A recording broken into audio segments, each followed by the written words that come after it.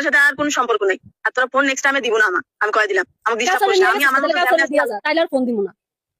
আমার ছেলে আমি কষ্ট করে 10 মাস 10 দিন পেটে কষ্ট করে জন্মাইছি। কাউসারে দিয়া যা, তাইলে আমি আর ফোন দিব না। শোন, তোর জামাই আমার লগে শুরু করছে, তুইও করতাছস, মানে সবাই মিলা করতাছস না, এর বিচার আল্লাহ ঠিকই করবো।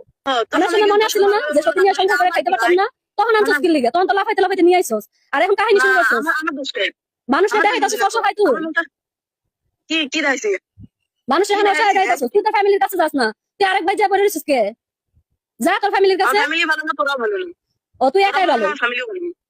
আমি একাই ভালো ভাই। এগুলো করতাছস, এগুলো ফলাফল কোনোদিনই ভালো হবে না। ভিক্ষা করে হলেও আমার বাচ্চাকে মানুষ করবো ভাই, তাও তো ওদের সংসারে যাবো না, বুঝছো? যা হয়েছে আমি একটা কথা কই কাকি, আমি ভিডিও করে নিচ্ছি যাতে মানুষজন বোঝে যে তোর ব্যবহারটা কিরকম। আমিও তোর সাথে কিরকম ব্যবহার করছি আর তুই আমার সাথে কিরকম ব্যবহার করছিস, আমি ভিডিওতেই নিচ্ছি। ভিডিও সবাই দেখেন আমার সতীন কিরকম করে আমার সাথে ব্যবহার করে, বুঝছ নাই? সতীন আজকে তোর লগে খারাপ ব্যবহার দেখে, সতীন কোনো সময় তোর লগে খারাপ ব্যবহার দেখায় না, ঠিক আছে? সবসময় আমি তোর লগে ভালো ব্যবহার দেখাইছি। আর তোর কাছ থেকে কি পাইতাছি আজকে? আজকের পর থেকে তুই নেক্সট টাইমে আমাকে ফোন দিব না। তো জামাই না, তুইও না। আনার সময় যাবো না। আমার কথা কইছিস, আনার সময়